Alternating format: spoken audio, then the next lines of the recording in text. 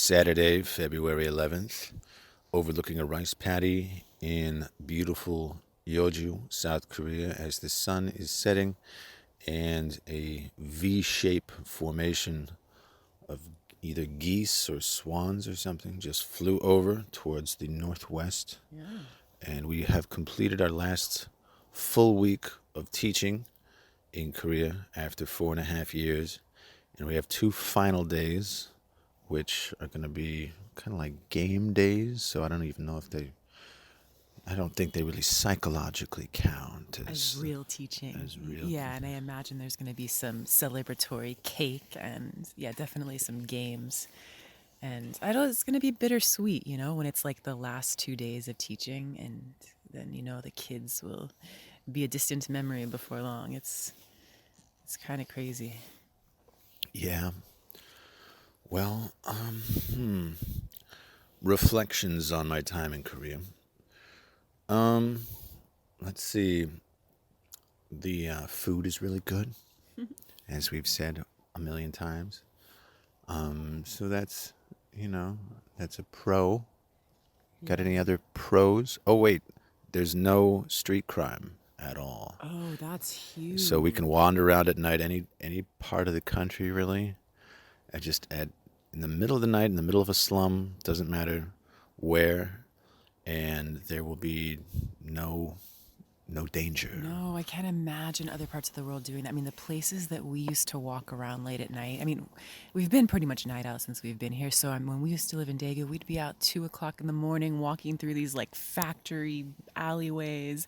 Like nobody was out there and all these dim lights. And here in Yeah. Yeoju, we walk around 1 o'clock, 2 o'clock at night down the In alleyways. Daegu, we walked around really scummy areas too. I mean, there's places that have like electric lights in the form of a scummy like stripper, and kind of red light district areas that people have told me like, yeah, there's a bit of mob control over areas, and people have said not to go to the sauna in that area because someone was stabbed. Like, What? I didn't know about this. you Well, were the one who told me that. what? There's one sauna near where we lived in Daegu. And remember, they put us Oh, in the I cheapest, totally fucked sleaziest it up. part where they had really low rent, so they put us way away from work. In this working class area, which I thought was cool. It was so just like crappy with garbage everywhere, with stray cats getting into the garbage, spreading filth everywhere.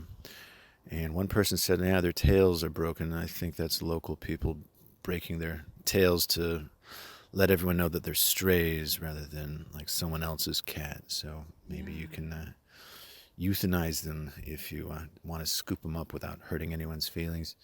And there was a Vietnamese and Uzbek community there, both small. Mostly it was working class Korean people. And you were looking for one sauna, and you said you looked That's online. right. I saw it in a written review. But I've never seen anything like that since. That's the only time I saw something that said anything about any sort of violence or anything. So I don't know what that was about. But if anywhere, I'm sure Daegu would be the place because Daegu was so gritty. And it's the only place also. I remember one night walking around in maybe it was not necessarily the Korean area. It was more like immigrants. I mean, I don't want to give a bad rap, but there was this sense of like prostitution was happening, and you and I were walking out late at night, and the guy was like started following us and kind of like looking at me, and I got really weird, eerie vibes. And then he ended up kind of being like, "Are you available?" or something like, I think I know what you're talking yeah, about. like trying to see if I I was fed the him prostitute or chips. I was something. like, yeah, we're just friends. We're walking around. And he's like, oh, are you? Like, What are you doing? Hint, hint. And I was like, oh, we're teachers. We're wandering around because we're bored. Have a chip. So he took one and ate it. Eventually, he kind of got the message like, yeah, okay, no, they're not here for what I'm looking for. yeah, he wasn't that old. No, I he think was he was like young. a teenager or something. Yeah.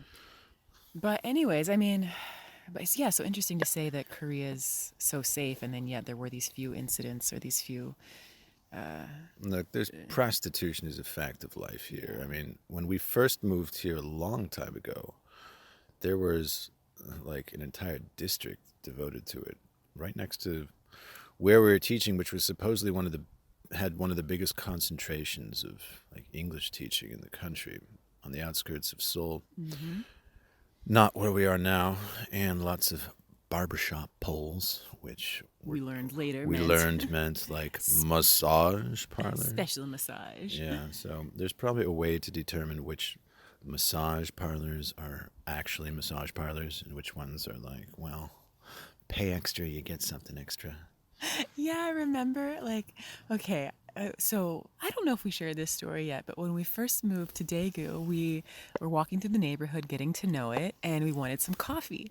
So we saw this little kind of homey looking mom pop shop sort of place. We're like, okay, let's go get some coffee in there. It looks kind of homey and cute. And we walk in, and this older woman who had definitely had like an attitude. Like we noticed it right away. She was a little sassy. She was sassy, yeah. And it was like, we're just like, oh, we just want some coffee. And she's kind of looking at us, kind of giving us like the eye up and down, like, what are we doing there? And we're just thinking, okay, we just want coffee. Where we were, there was lots of these coffee shops that we thought originally, out of extreme naivete, were just coffee shops, but all the windows were covered, so I never really went in, and I was like, what is going on So here? finally, this time, Finally, we went in and be like, oh, dude, I want coffee. I don't want to go to Starbucks, like, normally ever.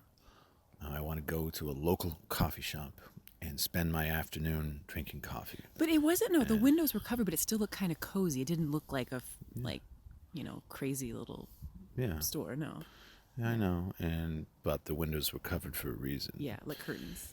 And so she gave us a coffee after we ordered it, and they're like small portions of not very good coffee that costs like $5. Yeah, which no, was, probably even more. It was like super overpriced, like $7 for like a little cup of coffee. It wasn't very you can good. get an Americano for like $2 in Korea, but for these little cups of crappy coffee, it was a lot more. And if I remember, it was served in little dainty cups. Dainty cups with some sugar cubes Yeah, to the side. yeah.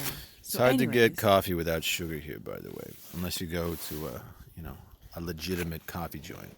Yeah, so we're sitting there, and then we notice over on this other booth is this older gentleman, and so he starts talking with the lady, and Well, he comes in eager to tell a bunch, like some story to the lady. yeah. Like he knew her, and he was like, "Oh, well, you wouldn't believe, blah blah blah," and he started telling stories to her, and she was like, "Oh, really? And she That's just so gave him interesting." all the attention, and her, she was wrapped. Her, her ears were all his, her eyes were all his. And Keith and I are sitting there like, what is going on here? And Yeah. so it turns out we just kind of figured out that it's like basically it's a place for older gentlemen to go and have some female companionship, and it's it's Who's not their wife? yeah, who's not their wife. So it's nothing, it's all innocent, but it is like this The kind wife probably wouldn't like that, maybe which she is why they're yeah, covered yeah, up. But yeah. I talked to a coworker about it, the same one who accompanied me to my fortune teller in Daegu, which was also in the disreputable part of town. And she's like, "Yeah, those are for lonely old men Exactly. and a lot of middle-aged dudes who are basically they want someone who's not going to nag them, to just give them like Some attention. feminine comfort and attention." And there is kind of there's sexual undertones to it, but that's not why they go. Yeah, I don't think it really goes anywhere. It's just, yeah. But so that's why we got this weird look when we went in, because it wasn't just like a normal coffee shop. And she's probably thinking, like, what are these two people doing in here? Yeah. But we didn't know. So, Yeah, but there is prostitution everywhere, and haven't seen much of it here in this small town. But I'm sure it's all downtown on the other side of the river, yeah. where they've got certain massage areas. parlors all over Yeah, the we're not place. hanging out in these places. But yeah, but so, okay, so Korea, final thoughts. I mean, overall, yeah, it definitely feels safe. I would not walk around places like this in other parts of the world at all. No. But here, for the most part, pretty safe. They're pretty good at sweeping things under the rug. I mean, like, culturally, the prostitution, it's there, everyone knows it's there, but no one ever really makes a big deal about it. They're just kind of like, well, it's distasteful, let's not talk about it. And if there's violence, it's kind of confined, like, it's not out in public. And if you do see it out in public, you're not really supposed to get involved. Like, you're just kind of just supposed to let it, whatever's happening, let it happen and just keep going your own way. Yeah, there's no good Samaritan law here, that's for sure. And you do not have the right of self-defense in South Korea. So it's not whoever starts the fight, it's whoever gets hurt more. I believe they implemented that in the early 90s when they had gang fights, I think in Busan and other places, and both sides would say, well, they started it. And so the government was like, you know what, I don't care who started it, just stop doing it. We're going to throw all of you in jail if you're violent at all. Mm-hmm. So, yeah.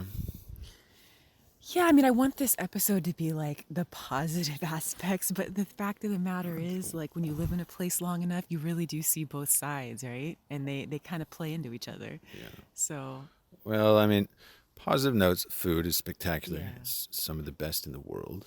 I love it. Oh, by far. By It's far. so I good. The don't food ever is really get so tired of it. amazing. No. And the lack of street crime. So not Yeah. just violence, but like you can leave a phone on a park bench and someone will turn it in for you.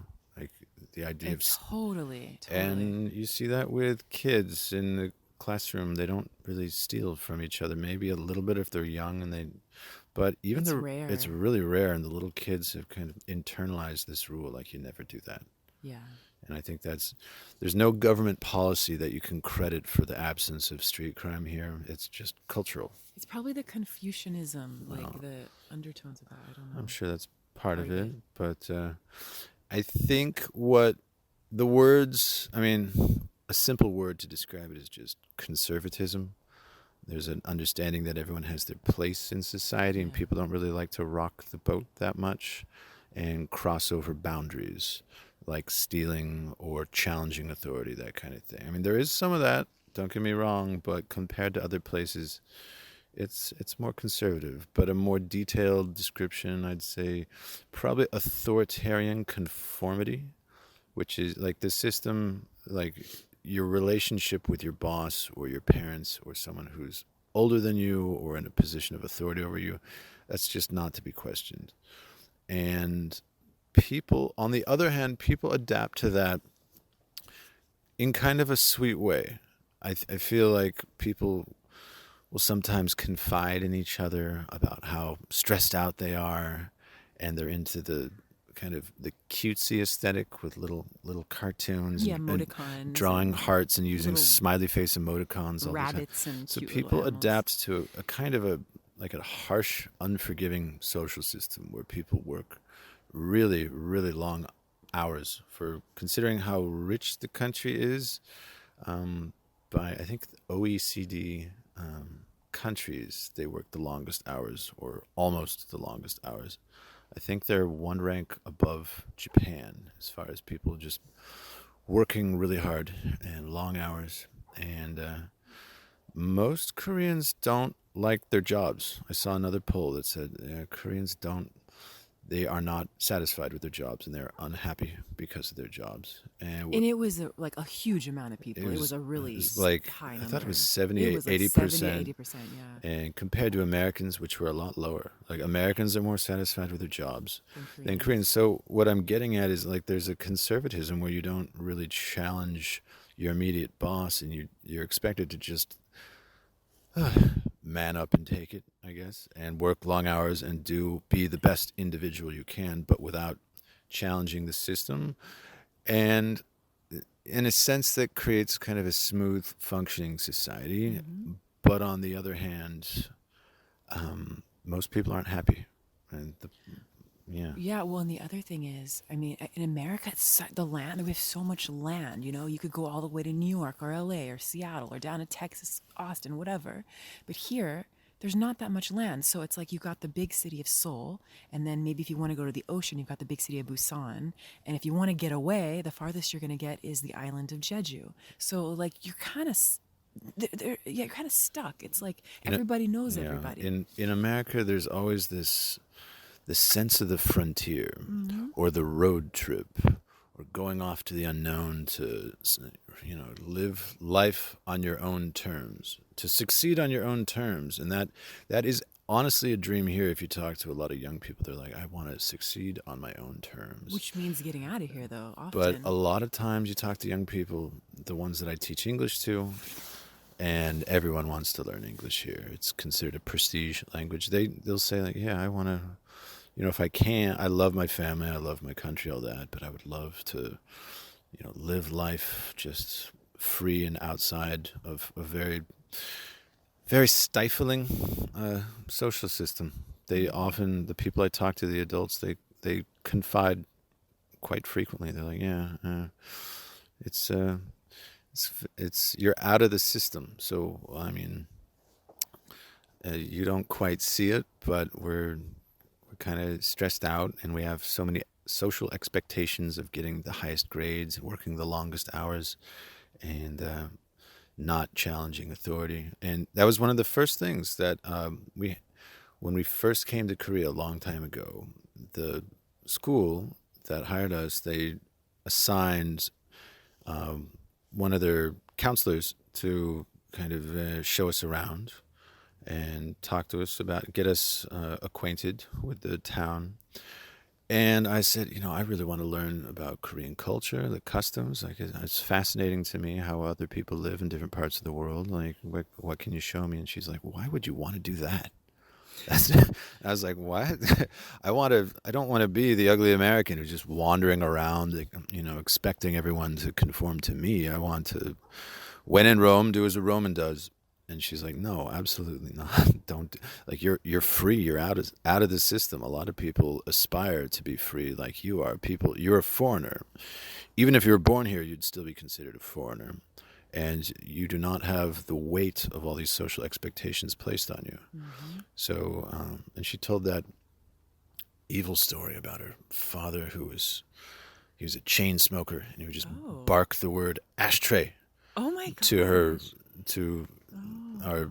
our coworker's mom, and she would have to like come over and bring an ashtray when he was about to ash, and he would just like angrily bark it to her every like 10 seconds, and she would, yeah. So there's this patriarchal system, which I'm sure it's gotten better since then. I can already tell it's that society seems less old school in many ways since the first time we came here. Like, the kids don't call me a monkey constantly. I mean, they do like insult my race and physical appearance Yeah. occasionally, but nothing like it was the first time I came. I Yeah. was just constant racist. I mean, yeah, and one of the hardest things to get used to right off the bat is the fact that in the Korean way, it's like you're supposed to save face. You're supposed to learn to always read between the lines. Therefore, if you had a problem with somebody, you would never actually just tell them flat out in a polite way. You wouldn't even do that because there's a possibility that you might have the other person lose face, right? And so for Americans, it's really hard because we just want to know, like, okay, what's the problem? Let's fix it. But you don't do that here. And so like, this has definitely caused problem in different schools, not just for us, but other English teachers and other foreigners, because it just doesn't make sense to the American mind. The central organizing principle of the conservatism, authoritarian conformity, whatever you want to call it, is social harmony. And so people have their place, and you do not cause conflict in public. And so that's contrast that with the American, or more generally Western, organizing principle of tell your truth, assert yourself, and clear the air and be as honest no matter whose feelings it hurts, which can cause problems too. Yeah, But that's true. the idea that you would, cowardly imply something in the West, it's like, dude, if you can't tell me what you want of me, then you're the problem. It's not my fault for not being able to read your mind. But here, it's very much like read between the lines. It's your And job as an employee to read the boss's mind and make sure that they are happy with you. yeah, and there's the pecking order of the hierarchy. So you always have to respect those that are higher up on that ladder because they have a higher position or they're older than you, anything like this. So, but it's not that this doesn't happen in other parts of the world. It's just more intensified here. So much so that for Americans or people from the West, we have a really hard time like understanding this. So, I adapt pretty well, but I gotta say it, like, a lot of the Western values of asserting myself, I find myself constantly suppressing, And that can be a little stressful. But again, I want to emphasize that it's not like an openly cruel place where people are barking orders at subordinates all the time. There is a lot of that, but to be honest, there is kind of a sweetness that people will share food and bring little treats for Yeah. each other, Yeah. and the whole cutesy thing that they Mm-hmm. do with emoticons and little remembering people's birthdays, and depending on where you work, the boss will like throw little parties Yeah, for totally. the Like bring employees, you out to even if they're karaoke a and jerk. Like they'll do that, and so there's an understanding that authority is not to be challenged, but there is kind of a I'm the boss of the family, the but family we're vibe. still Yeah. family. Yeah. So yeah, I mean, it's interesting how it Yeah. works. Definitely. And totally, well, switching topics a little bit here, but something that Korea has really got going on that I love about this culture is the sauna culture. Oh my goodness. They have saunas all over the country. Almost every block, no matter if you're in the middle of freaking nowhere, you will find a sauna. And the thing about them is that they're so affordable. You can go to these little saunas for like $5. And the really big ones that are in Seoul, the really fancy ones that are like 3 stories high with multiple, I mean, all kinds of things, like different baths with herbal solutions in them. There's salt rooms. There's rooms with crystal rocks on the wall. I mean, you can get massages, anything you want. You could even, have food in the saunas. I mean, everything. But even those, it's like $10 to get in. And this is the one thing I wish I could bring back with me to the US is like these saunas. I just want to see them spread all over the country. But, and I wonder if it could ever catch on because talking about like that family vibe when you go to these saunas, it's the same thing. It's like there's this family vibe. The grandma's there with the mom, and then the little kids are there, and then the dad and the grandpa are over on the men's side. So it feels very family oriented. And they don't just go to the spa to like get this fancy luxury treatment. No, it's like it's just they go to the spa and then they're washing their hair. It's like simple. It's like they're gonna wash their hair and they're gonna scrub their skin, and then maybe this day if they're feeling a little extra luxurious, they'll ask the women to give them a special massage for $10 extra or whatever, or 10,001. But this sauna culture is something else, and man, I wish I could just bring this back with me to the U.S. I heard somewhere that was imported actually from Japan. Oh, maybe it was, but But they sure took it to the next level. yeah, how about that? I Yeah. mean, I mean, there's other places in the world that definitely probably have it like a more luxurious version of it. So Korea is like very, well, it's almost kind of gritty. Like these saunas aren't the most beautiful places. It's just very much like, I don't know. They're simple, casual, casual. simple. It's casual and simple, but like it's still awesome because Yeah. you go there and there's all these hot pools to jump into, and then they have really cold pools, and then they have like these shower things that spew the water really hard, and you lay on these mats and it like does this massage on your back. I don't know. There's like all kinds of things in these Some saunas. of They're them have insane. like green tea infused water Yeah. and mineral infused water. Oh man, it's so cool. Yeah. And I've been in some of these saunas where they'll be up on like the 20th, 30th floor, and then they'll have these indoor pools, and you'll be looking out over the city. And so you feel like you're almost flying in the sky, and you're in there with all these people swimming, chilling, talking. It's So awesome. an outdoor place. No, it's indoor. Oh, indoor, Indoor, with but they big have the windows? big glass windows, so you're looking Okay. out over the city. I've only been to one of these. I'm just not as into Oh, I love 'em. splashing around and Not I don't cold know. water. No, and hot water. when I hang out in water after about 5 minutes, I'd rather be reading, but I can't. Like, Yeah. I can't get a book wet in the sauna or my phone wet. It's funny because the first time you go to these things, it's like everybody's just walking around naked, obviously. So, but the first time, especially being a foreigner, you totally stand out, and you have to go like to this process, and you shower, and then it's like you're just walking around this place naked, and like little kids are running around naked, and grandmas are walking around naked. So, it feels so communal, and yeah, it's like people totally are just accepting of the nude body, and it just feels so much more casual than other like- places. I mean, when these were first built in Korea over 100 years ago, people didn't really have indoor plumbing. so they'd have communal baths. Yeah, like it feels something And it's practical about it. and that's cool. And also the same way how they've got an excellent subway system in Korea, train system. It was easy to build subway and train system when nobody can afford to have a car. Hmm. So out of necessity, they have some very interesting institutions that they built: the Hmm. bathhouse, the subway, communal, which reinforces the whole communal culture, which I think is cool. Yeah. Another thing that doesn't get talked about much is Korea. Um, they suppress sexuality quite a bit, and if you go to Japan, there's like porn magazines in the convenience store You and can get like panties in like a vending vending machine. machine, that sort of Fucking thing. gross. But Crazy stuff. here, like it's, I think you've said that it's hard, and I've after you brought this up, I tried to see if there were any examples. Like women don't even expose their shoulders Hmm. very much, Hmm. and I don't know.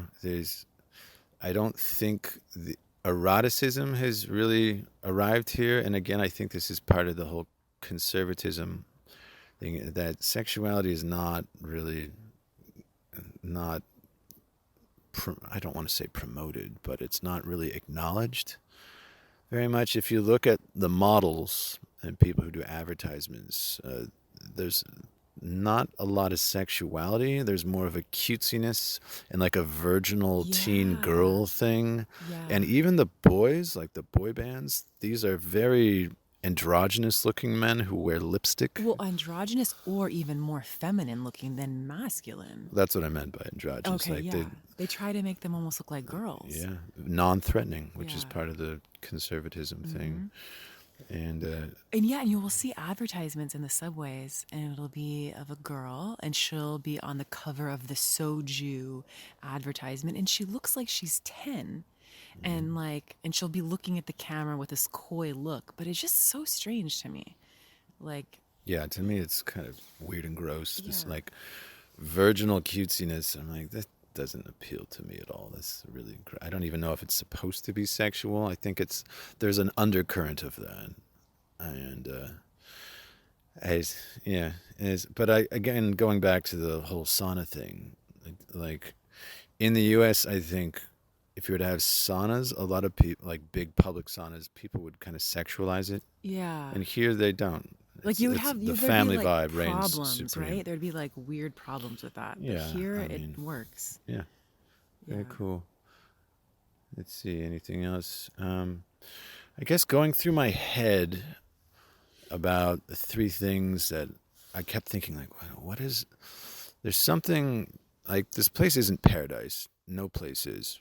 And if there are three things I could change about it, or any one thing, I was trying to think of any one thing I could change about it, and I kept being like, dude, it's a three-way tie.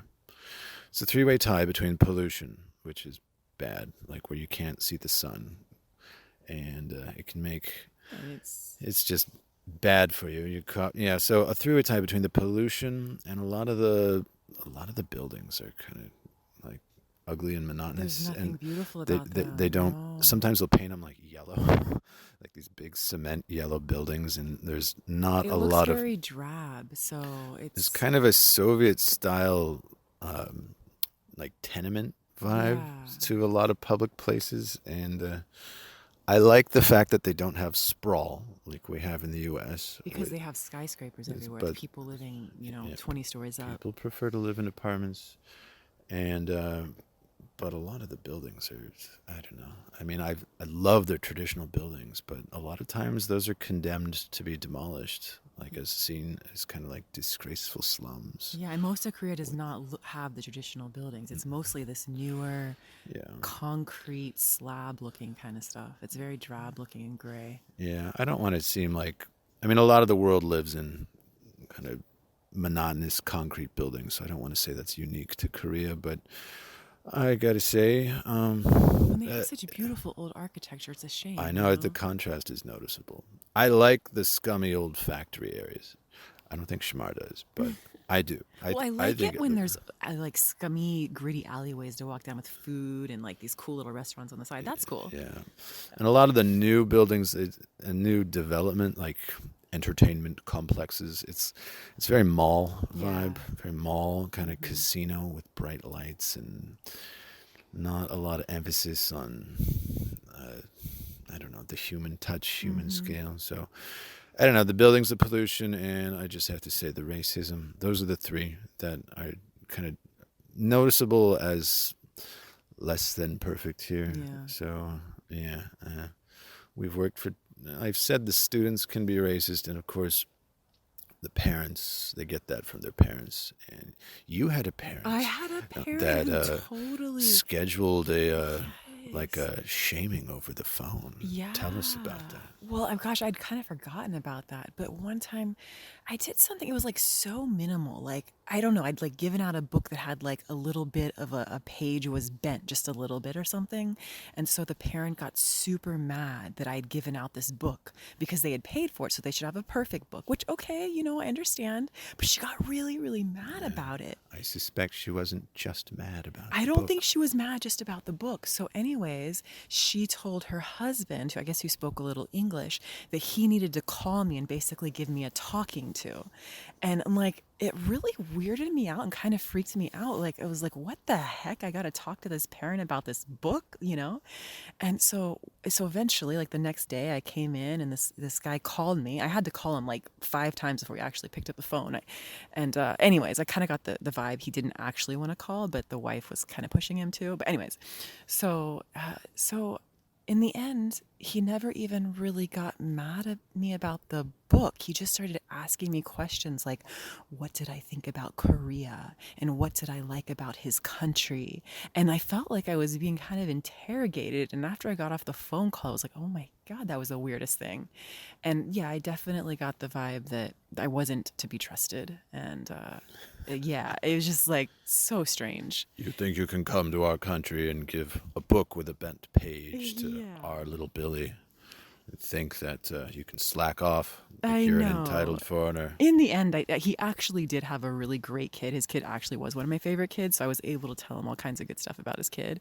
So I think in the end he was okay with it, but it was just the weirdest phone call. Yeah. And that was for me a little it was an experience of a little bit of racism there because I could tell that there was something weird happening. And I've gone to various medical facilities for checkups, or people will just kind of like insult me right in front of me, not knowing that I can understand a fair amount of their Korean, and to their friends kind of laughing about it, and I'm like, dude, seriously, like I'm on time. Like, what is it that you're doing? And Yeah. it's kind of like one person was just cackling to my face and being like, wow, when I was turning in forms and everything, and like it was clear she was doing a passive aggressive thing. Her coworkers were kind of looking at her like, dude, don't associate me with this person. She's picking on you because you're a foreigner.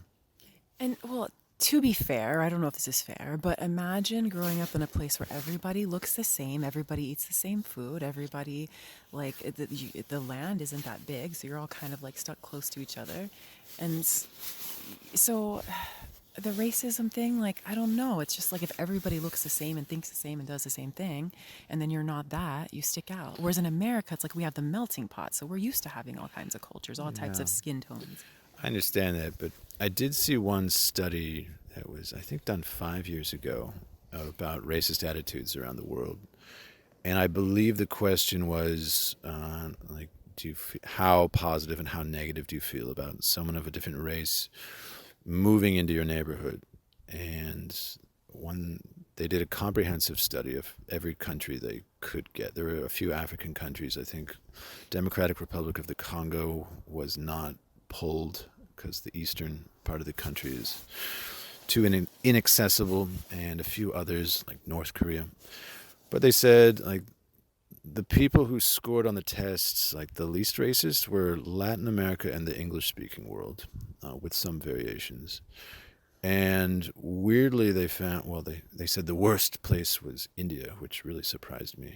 Like, Oh yeah, I it's don't really crazy. know much about that, but they said for Northeast Asia, based on their educational attainment, level of development that South Korea is an outlier for being kind of uniquely more racist than their neighbors. Like Taiwan, not that racist.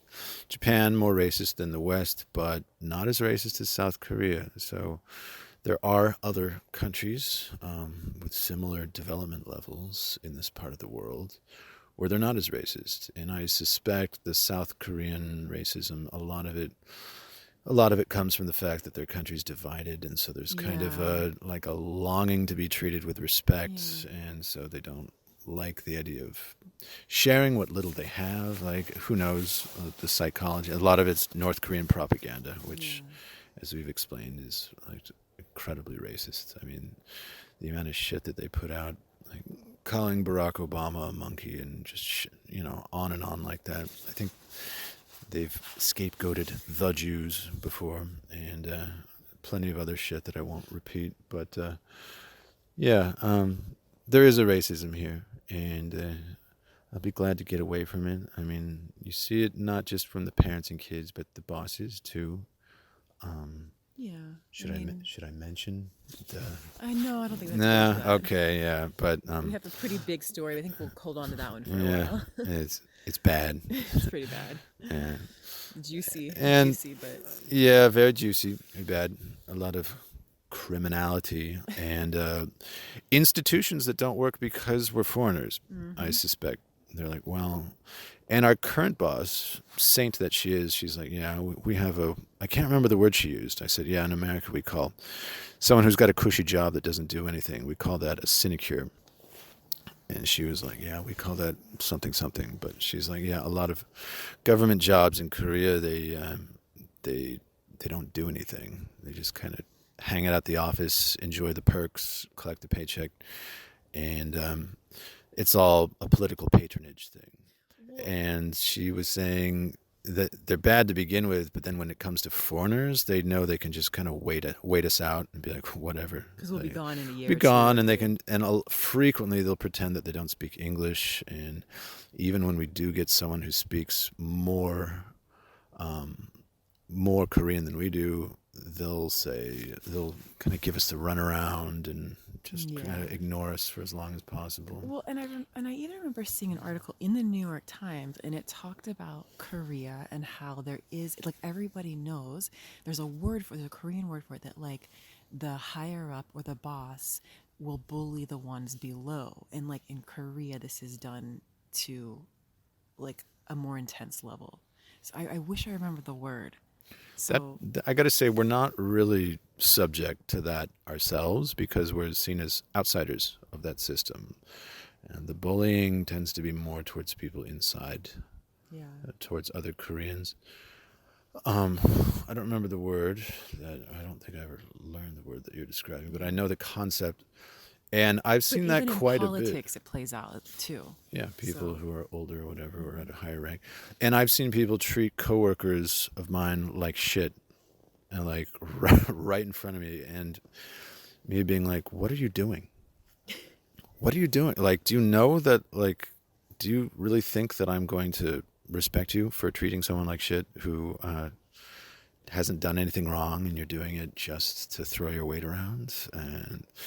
And they've always been kind of surprised, like, "What? Well, you don't understand." And I'm like, well, maybe I don't understand, but the person you're shitting on understands that they're being mistreated, and don't do it around me. And I don't know. So that's a cultural clash. Um, let's see. So, like I said, through all the kind of the rigid hierarchy of their pretty entrenched pecking order, there is a sweetness and with people.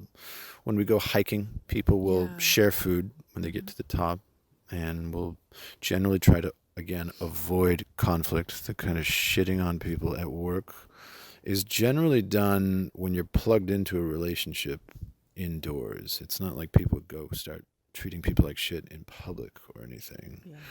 So, um, And something about Yoju, just bringing it more local for a minute after living here now for 2.5 years. one thing that I feel really fortunate to have witnessed living right here next to this rice paddy and like the farmers is that we've seen the seasons change. And one thing we noticed is well, I think it's like April, May, you start seeing all these old timers come out into the fields and they start planting the seeds and start, doing all the stuff to get ready for the harvest. And so then for about 6 months out of the year, they're tending to the fields and there's a whole process they go through. And then they like pick everything and they thrash things and all kinds of stuff is happening. And then it comes to an end. And then the other half of the year, nobody's out and all the fields turn brown, everything dies off. And we've seen this happen for 2 whole rotations, and it's just been amazing to watch. And then you also notice the old timers, like they're doing the gardening and all of this, but they're also chatting and they're hanging out, they're sitting up on the hill, they're talking to each other, they're sharing some tea. So there's this social dynamic that I have witnessed, and it's just been really interesting to watch, the farmers do their thing, and the gardeners, and and I don't know if I never really figured out if they're selling this stuff for their living, or if it's just like extra money on the side, or if they're just using the food for their own home usage. I don't know. I don't know. But I know that they do have there is a high level of poverty amongst the elderly here. Like the idea of spending your money on your children's education, and old timers not having much left over after that. yeah, in Daegu, we used to see the old timers Picking up trash. picking up trash to make some extra income, and they would basically like go through the streets pushing these little baby strollers, and then in the baby strollers they'd find like cardboard or like little junk items that they would go resell or take to the recycling shop. And the other thing is, so many of the old timers have totally bent backs. Their backs are super bent over and their legs would like be bow-legged, and this was something that was very common. So I think it's from maybe when they were younger working in the fields, or I don't know, or like not getting enough nutrients when they were younger. I mean, These are knowing the Korea's really older history, people. who knows like what was in their past. But I don't really see that here in Yeoju, but when we were living in Daegu, we saw it quite a bit. Yeah, Daegu's older and bigger, and most of the people I think in Yeoju are newer arrivals. Yeah. So Anyways, we just had some cake and coffee, and we're sitting up on this platform overlooking the rice paddy. This may be one of our last times doing this, actually, because we're supposed to leave Korea next Friday. yeah, Friday. So we're starting to pack up the house and just kind of taking in the scene one last time. not just the scene, reflecting on Yeah. the culture, Reflecting the culture and kind of the good, the bad, the ugly. the good, the And bad, I ugly. hate to even mention the bad, because I'm appreciative of my time here and all the wonderful people that we've met. Yeah, But totally. I want to be honest. I mean, I want like, no place is perfect, No. and I will not recommend all places equally. And some places are good in some ways, and some places are better in others. And Yeah.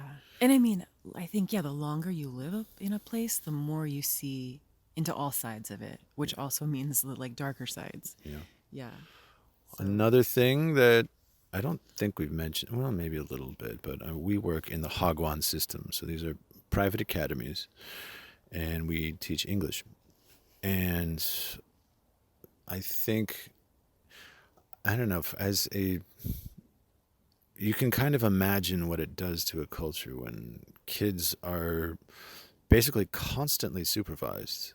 It's understood that the kids are just, all the free time that they could possibly have is spent shuttling around to these different private academies. yeah, Like there's Taekwondo, math, Chinese, English. I mean, some of these music. kids go to 4 or 5 Hagwons, and that means multiple Hagwons a day And after their regular school. it's all to prepare them for the big test at the end of high school, which determines the rest of their life, like their course in life, Yeah.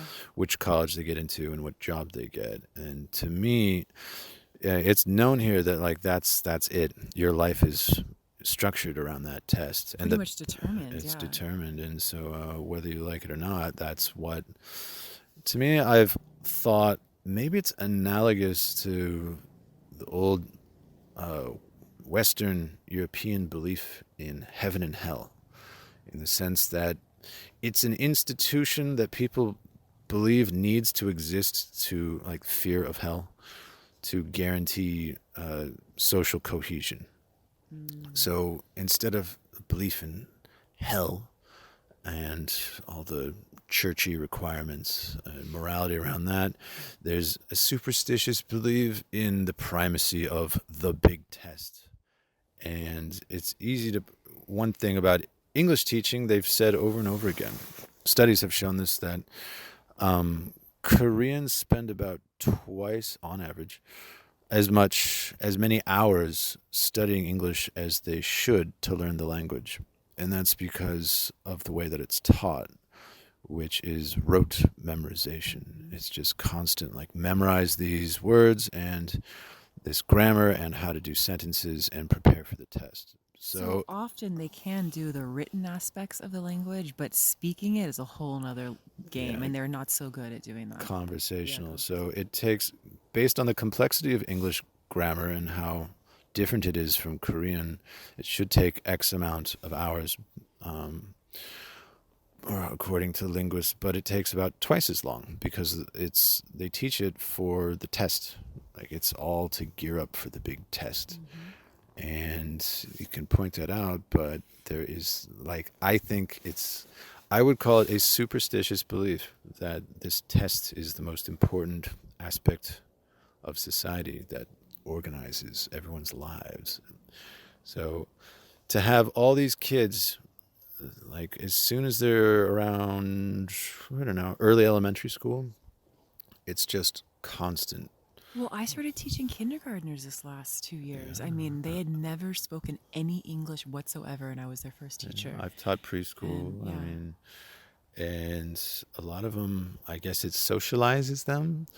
But here's an interesting thing that I reflect on sometimes. It's so many kids take music. They go to music hagwons, mm, where they learn piano or violin or something.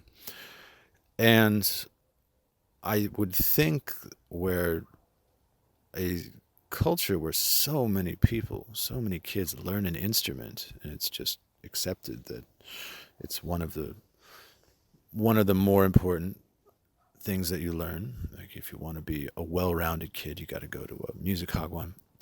That there would be a lot of young people jamming out, like garage bands, that kind of thing. And I cannot find live music anywhere. So you get lots of people who learn how to play instruments, but nobody plays.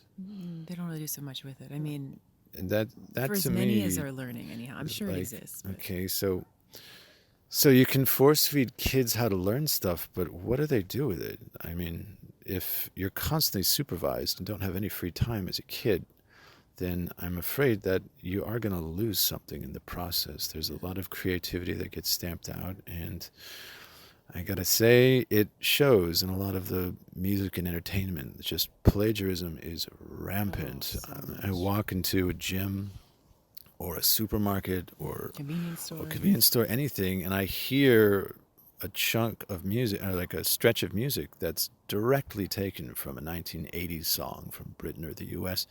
And then right when I'm about to say, oh, it's that song, it changes a little bit. Uh-huh. It's almost like the big record companies here No. know exactly how to take take a riff that is a proven winner and like take it just enough that they Change it up just enough. change it up just enough that it won't technically count as plagiarism, but It's pretty darn it's close with it, really though. close. I mean, it is plagiarism as far I couldn't prove that that's what they were doing, but I hear it constantly, more than any other country I've ever been to.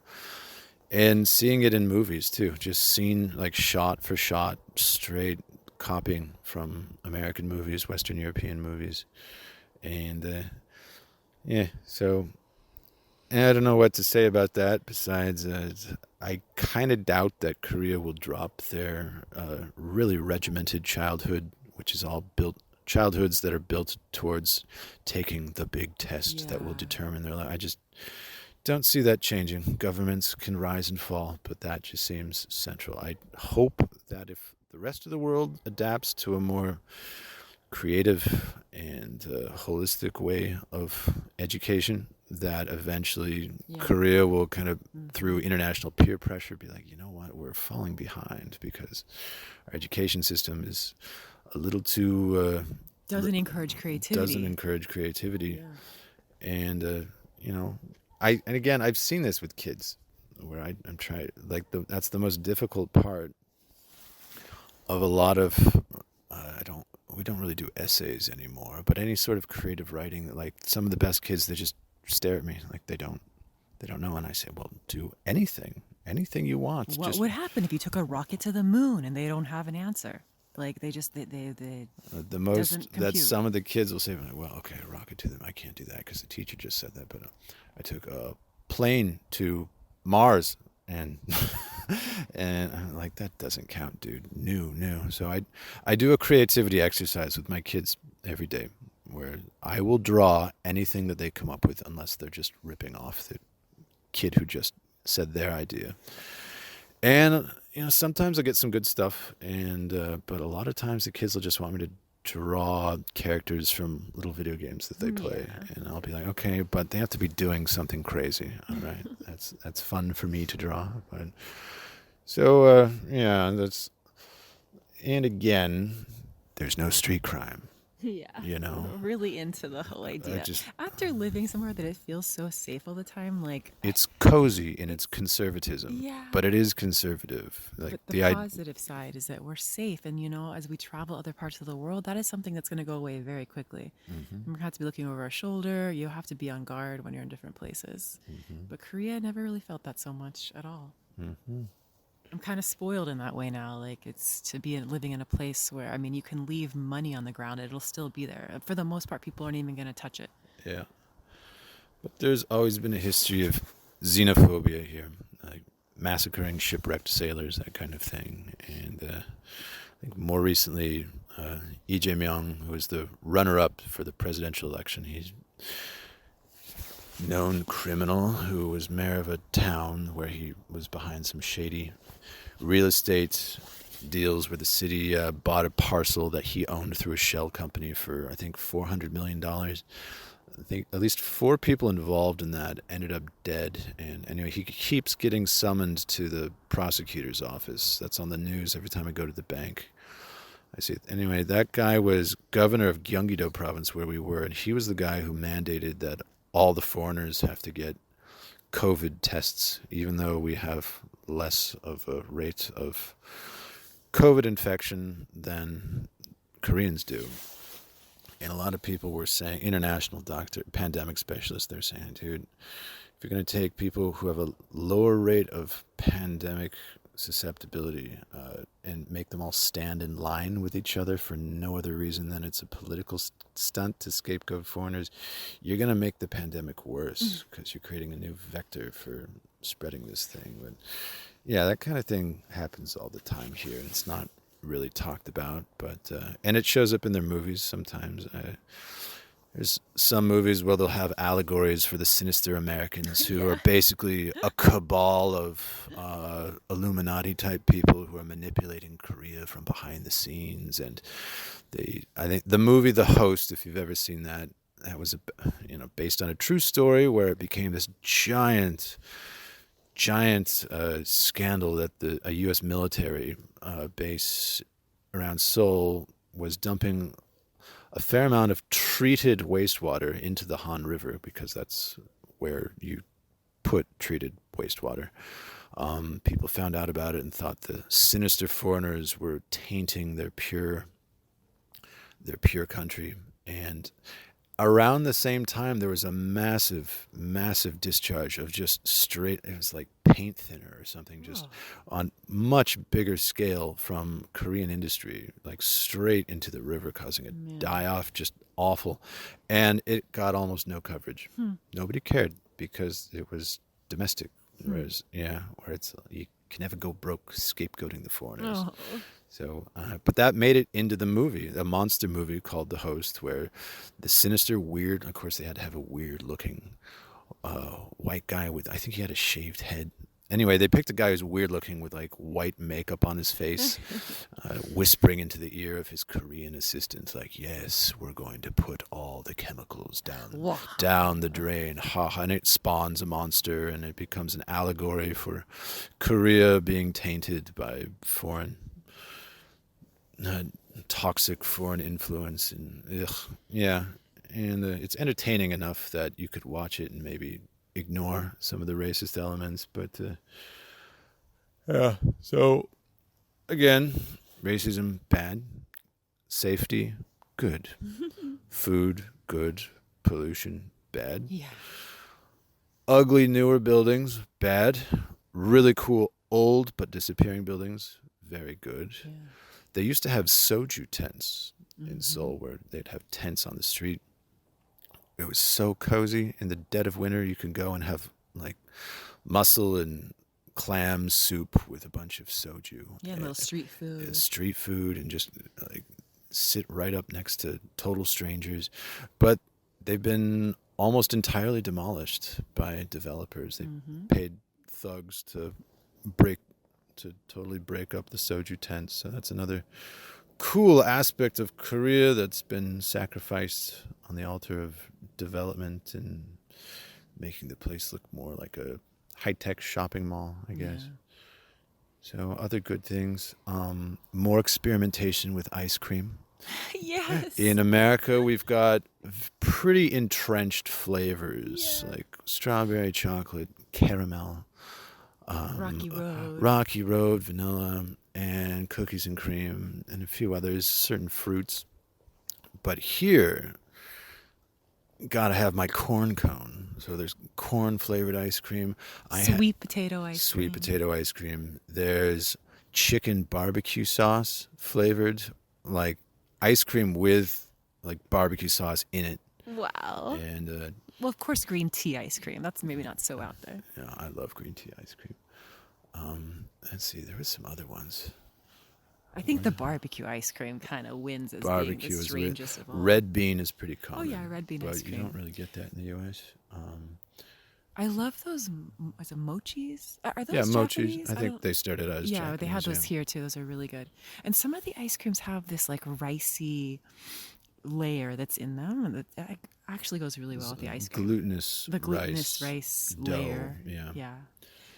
And I'm what trying was to it? think. Anything else? Oh yeah, Ice cream was definitely. ice cream's good. Oh, generally the baked goods and the coffee have tremendously improved and super popular. When we first came a long time ago, the only place I could get like a cup of coffee that wasn't out of a faded old vending machine that dispensed like a Dixie cup with sugary instant coffee was Dunkin' Donuts. There's like one Dunkin' Donuts I in know. town, and I could go get coffee there, and And there wasn't really bread anywhere at the time. yeah, and no bread or cafes. even like American style or European style desserts. It didn't really exist No, as I much. went on my first night a long time ago to get a loaf of bread.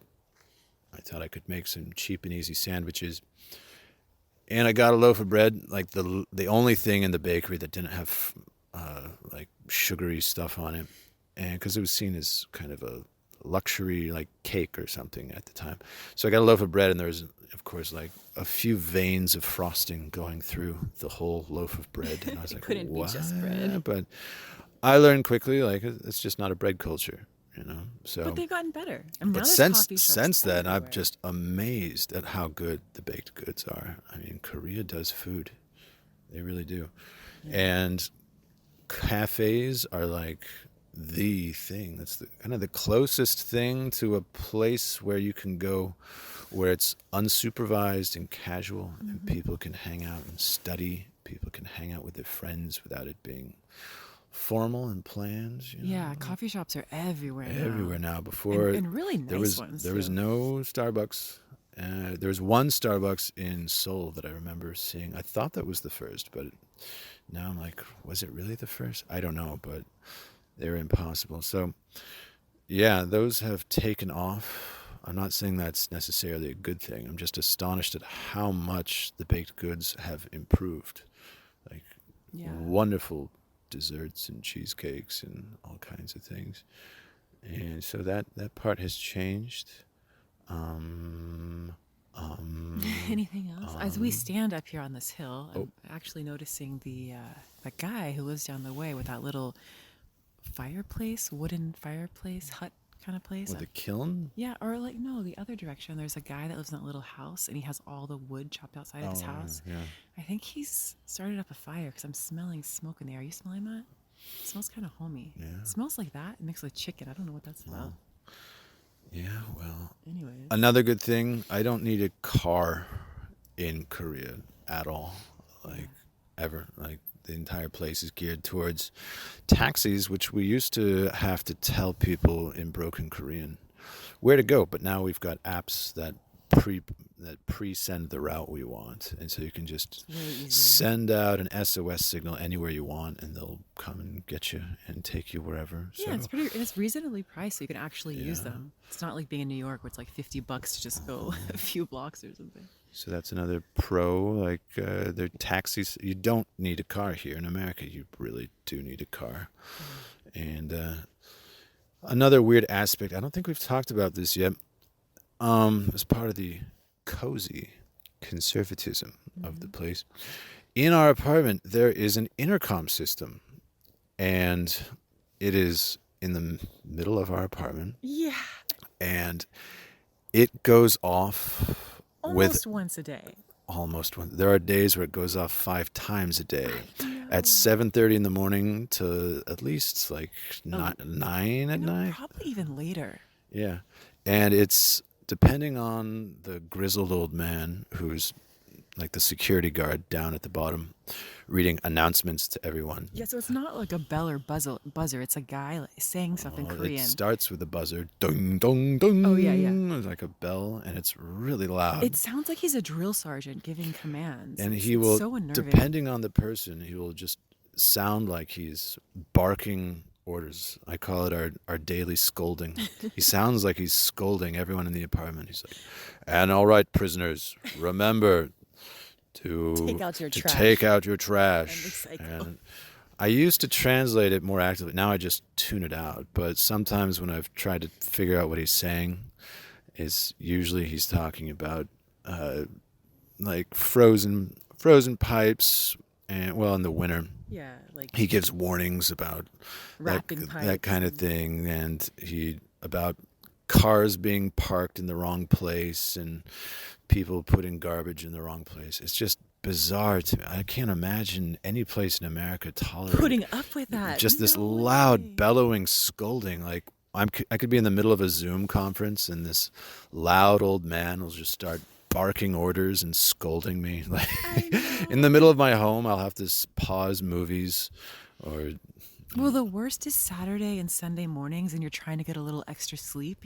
Sleep in, and like 6, and yeah, not. I'm not even talking 7:30. I'm talking 6:30 in the morning. This guy will come before on the sun intercom. comes up. Which, Yeah. if you're an early bird, that's fine. But for those who aren't or just want a little extra sleep, you'd probably don't want somebody barking orders at 6:30 in the morning. Man, I took my tools and I tried my hardest to dismantle that thing without cutting anything. We don't want to get electrocuted. And well, it's not that. I didn't want to get in trouble by for the barking old man. from the barking old man causing damage. Be on the hook for repairing it, but I We did try to take took it that out. thing apart, and I was like, no, they've It's in there. structured it in such a way that the only way to dismantle it, turn it off, is to cut it apart. And Yeah. I'm not doing that. So we just learned to live with a grouchy old security guard barking at us 5 times a day. Sometimes God. just once. I think occasionally he'll skip a day, but it's usually multiple It times. seems like lately it's even more. It's gotten to be more. I think in the winter it gets worse. Yeah. Yeah. Anyways, hallelujah. When we do leave next week, this will be one thing I'll be happy to be done with, is this intercom system. To me, it's like, again, there's like, we wouldn't tolerate that because we associate that with being prisoners and like we're doing something wrong. But here there's almost a vibe like it's summer camp or like- or a school, it's and like- we're all on the same team. And so there's this cozy authoritarian annoying, but conformity, yeah. which nobody really seems to be bothered by. Yeah, it's crazy. Yeah. But any other Anything weird? else? Oh, I mean, we teach on camera. That's that. Oh, That I'd was be so happy to be done with those like cameras. We've been on every day. camera for 4.5 years. Every day we've been on camera. And it does something to your mind to always know that you're being watched. And the 1984, parents will dude. like the camera like system is out in the hallway area. So look at like the TV screens. So the parents can just sit there and like watch your every Yeah. move. And they're up for our protection just in case anything went wrong, we have it on tape.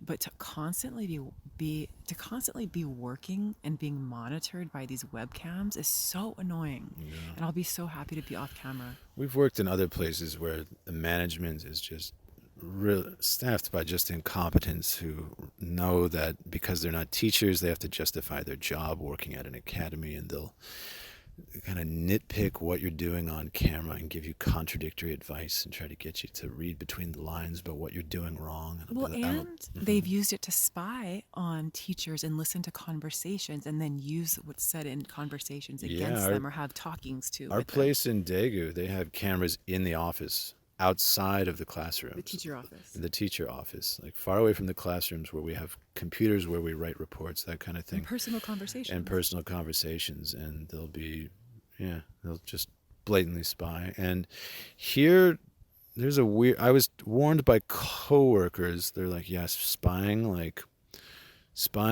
on through people's windows and like in public bathrooms is like really common here, so you got to be careful. Yeah.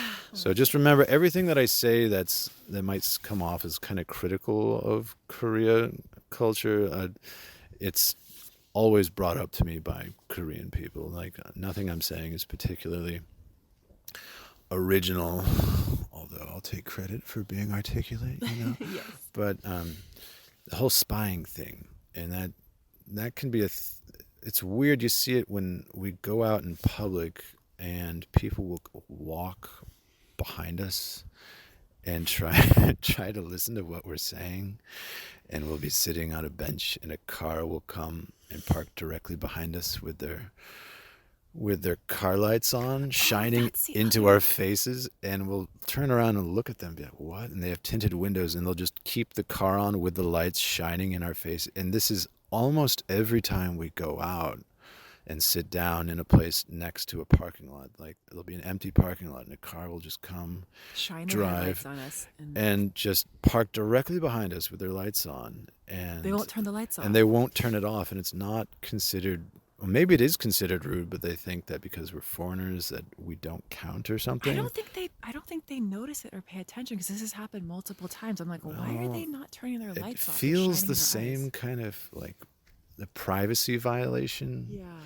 that you get from the spying at work, Uh-huh. and maybe even the intercom at work. Like, it's just, there's a different conception of what's public and what's private. And I think if you're in public, the idea of eavesdropping on people, kind of following people around to listen in on them, and pretending that you're bending over to pick something up so you Yeah. can hear what people are doing.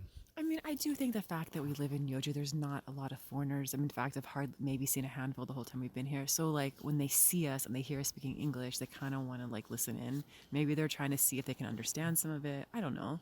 Yeah. Like, but in Seoul, I mean, sometimes we've gotten that in Yeah, Seoul. they Yeah, we do. have. We Okay. do. It's everywhere. Sorry, but it is a constant of. I kind of figured out, like, usually when we're in a restaurant or a bar or a cafe, usually, especially with restaurants, it seems like the people, usually when we sit down, a lot of people come and kind of cluster around us, and if the place is empty to begin with. But if there's people in the restaurant and we show up, it seems like because we're invading their territory, that people are kind of waiting for us to leave. Like when we go to medical places, Mm-hmm. or like to get a vaccine or something, people are kind of waiting for us to leave because we're foreigners, and Yeah. it's just kind of a burden to walk on eggshells around the foreigners. Mm-hmm. But then It's when so, we're but yeah. then when we're in public, like outside, people seem to kind of eavesdrop and creep up to I us. know. It's strange.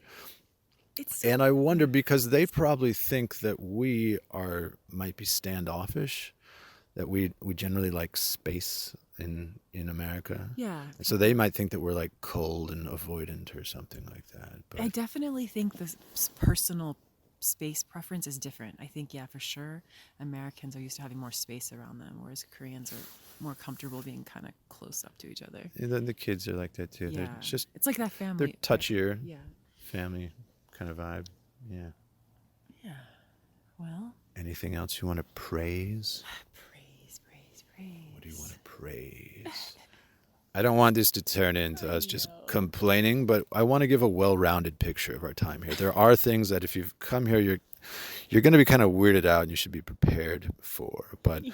the best thing, of course, is the food The and the saunas, saunas, the architecture, the the old old architecture. architecture. The markets are Oh, great. well, also, I love the old traditional Korean dances. They have dances Oh my God, that's for all types of reasons. You know, it yeah, could be for the celebration of a harvest. It could be for a celebration of a wedding. It could be, I mean, political satire. yeah, the political side, the mask dances. I mean, and not just even the dances, but there's also these amazing traditional Korean instruments that I love. The artistry of the I traditional, yeah, the love traditional traditional. Korean arts are phenomenal. Like they've really got it going on there. Yeah, it's kind of, I mean, it's sad that there's this rush for modernization kind of as an expression of nationalist pride of look how technologically advanced we are, we're number one, or aspiring to be number one, look at how modern our cities are. But to demolish the traditional architecture of certain slums to make way for just steel and glass buildings that you can find anywhere, there's that constant tension of wanting to be modern and also probably a longing. I don't know how, I think a lot of people don't really long to hold on to the past. I think a lot of people really want to get rid of it, but I long for the past here because I think it's beautiful and phenomenal and incredibly unique to Korea specifically. It's the dances, the masks, Oh, that's so like amazing. the food, a lot of the, I don't know, just the sports, games, all of Yeah, it, the yeah. festivals. Yeah, some of the rituals and then the shamanic. Um, well, like with here in Korea, a lot of the shamans are women, and that's unusual. And also, when we were on Jeju Island, we took that little trip to Udo Island, and that was really interesting because they have the women divers. Well, So, that's all over Jeju-do, not just oh, it's Udo. on Jeju too, okay. But Yeah. specifically on Udo, though, I really saw it a lot more in that one Uh-huh. area that we were at. But that was a really memorable part of our time here. Uh-huh. Yeah, for sure. It's gender bending is a thing. With we've been to some festivals, and there'll be some guy in a wig wearing a dress, kind of like not even being very flamboyant. He's just wearing a wig and a dress and being kind of an MC, Yeah. like a game show host, Mhm. talking to the audience, and of course he'll always single me out and be like, "Where are you from? Where are you from?" I mean, I've never been asked that question. I'm lucky to go 24, 48 hours without someone being like, "Where are you from?" That happened the moment we got out of the taxi the Yeah, other day. I know. "Where are you from?" And I was like, Finland." He's like, oh, really? Really? Really?" And I was like, "Okay, no, I'm American." And then he was like, why your hair, blah, blah, blah. And he used the Korean word for bald. I'm like, Why are you I'm not bald? bald. I'm not any more bald than you. I have a receding hairline. What a great, what But a thing like, to say to somebody. Hello, how are you? Where are you from? Why are you and bald? I still can't decide if the guy was like, just wanted to throw his weight around just a little bit around the foreigner because that's kind of the only place that he could throw his Was he weight making a around. jab at you? Was he Like, making a jab, or was it because he was thought maybe I had some like miracle foreign technology to like bring back my hair that I haven't used yet that maybe he could use? Because if it was a jab, he was hiding it really because he well. had like the biggest laughing smile. So, Yeah, yeah. but it wasn't a mean smile at all. No. It was just Are you sure you understood him correctly? Like, Yeah, because I don't I know what know. he said. No, it was Okay, bald. that was just the weirdest thing. Yeah, right. The moment I came out of a taxi, and that happens constantly. I mean, even in our apartment, the people should know me by now. But in the elevator, where are you from? I'm like, America, and that. Then there's this kind of, I don't know. I get a mixed reaction. I think we're the only foreigners in this whole complex. Have you seen any Oh, in this others? complex, yeah. We're talking hundreds of people. Yeah. We're Yeah, like the only ones. We yeah, stand but out like a sore I thumb. get it in Seoul. The moment we go to Gangnam, people will want to practice their English. And Yes. that's kind of the difference. In Gangnam, the upscale part of Seoul, people will want to practice their English and show off how fluent they are. They'll be like, "Oh, do you need directions?" I'm like, "No, I don't. Go away." And of course, no, I don't really say that. I'm like, "Oh, I'm looking to go to here," and they're like, "Well, take a left there and then a right there." And I'm like, "Oh, that's so friendly." And that happens so many times. I'm like, "Wait a minute. I know what they're doing. They're practicing English and showing off for their friends." And I think it's kind of sweet. Yeah. I don't know. I'm not offended by people asking me, "Where are you from? Where are you from?" constantly. It doesn't bother me that much, but when it turns into this kind of like judgment thing, like some people, when they find out I'm American, they'll just kind of scowl at me and be like, "Oh, okay, whatever," and kind of give me a scowl. And some places, some taxi drivers just won't talk to me Yeah. because I'm a Some of them foreigner. kind They're of gruff. very gruff and mean. There's that guy at the convenience store, remember, Oh, that yeah. I refuse to go to because he's all jolly with everyone, and then the moment he sees me come in, he just won't talk. Like he won't say hello or goodbye. Which in Korea, you go to any shop, people will be like "안녕하세요," and they'll say hi as you go in and then bye as you leave, and please and thank you and all that. It's just considered normal to do that in a place of business. And this guy will just frown Yeah. and give me. We stopped going there. Yeah, I was like, no, one time's enough. I know what this is. And Yeah. yeah, so Well, it's been a magical time. it's been magical. It has been quite the chapter. That is for sure. Yeah, It has been. I learned qigong Oh yeah. and I learned animation Yep. and a few upgrades. Got my wisdom teeth pulled. I only had one wisdom tooth removed around the time I was in college, a long time ago, and I thought they were going to remove all of them. And I came to, and they're like, "You're done." I'm like, "Well, I have three more." And they're like, "Yeah, you're only supposed to get one removed." I was like, "Oh, I thought it was part of getting wisdom teeth removed that they just got rid of all of them." They're like, "No, just one, because that was the one that hurt." And I finally got the other three removed here We weren't for planning cheap. on it. We just went to the dentist and he said, "Oh, you should get them done. You should get them removed because it's covered by the Korean national health insurance." Yeah, they had cavities, and they're like, "Yeah, just get them removed. It doesn't make any sense to plug up a cavity in a wisdom tooth." So, and I got this little wire removed from behind my lower front teeth, so that's cool. That I've had since high school. You can't see it, but I'm so used to it that Your teeth feel naked now. they feel kind of naked. I can't stop touching it with my tongue. So upgrades, Oh, you got some major upgrades, yeah, yeah. it's very nice. Got my fortune told. I'm a better teacher now. Yeah. I've learned the art of counterinsurgency, isolating the bad kids, Yes. and community organizing, having everything structured and meeting every challenge head on and having a plan. I've already done community organizing, and this is a logical extension of it. It's been, Totally. yeah. Totally. And did you learn anything? Do you feel wiser? Oh, I definitely feel wiser. Yeah. In so many ways.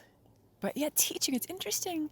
I'm really curious to see how teaching is going to translate into the next chapters of my life because I don't really see myself being an English teacher anymore. Public speaking. But yeah, maybe it'll move into public speaking or I don't know. You should Like, become a demagogue. you definitely learn things in the classroom about people and groups, and it's all about like power dynamics. And you definitely kind of being a leader and having to lead the way, but it's also like a family. The classroom is, yeah, it's also like a family. So it's this weird mix, and I could definitely see that coming into play with event organizing and the arts and yeah, moving forward. So, and I think also after teaching kids for all these years, I think I'm going to see the inner kid of people much more easily. Like even when I like come up against somebody who's like really gruff and mean, like a part of me is going to still see like their inner kid, you know? Yeah. Like, yeah. Yeah, I was gonna say adults remind me of kids, but also kids remind me of adults. You see how similar they are. Well, I've Kids are, learned how yeah. freaking smart kids are. Oh Like, yeah. they look so innocent, but man, that they can be, they know exactly what they're They're doing. often smarter than adults because they haven't had their spirit broken yet. Yeah. So they naturally are suspicious of power, Yeah. which which can be annoying, It can be annoying when you have, but I respect it. yeah. Yeah. Oh, my toes are, Your toes are my cold. toes are getting me that cold Is toe that our thing. time to move on? It So, might be. all right, we're still in the rice paddy, Yeah, we got to or go up to, overlooking the rice paddy. right. We got to go up to the apartment and start like moving everything out. Yeah. Like, I can't believe it's coming to an end. Yeah. Okay. Cool. Well, all right. Let me wind down. All right. So next time we do this, we'll probably be in another country. So this is our last of Korea podcast. So, all right. This has been Saturday, February 11th in beautiful Yeoju, South Korea. And, Until next time. until next time. All right. Yeah, bye. Bye.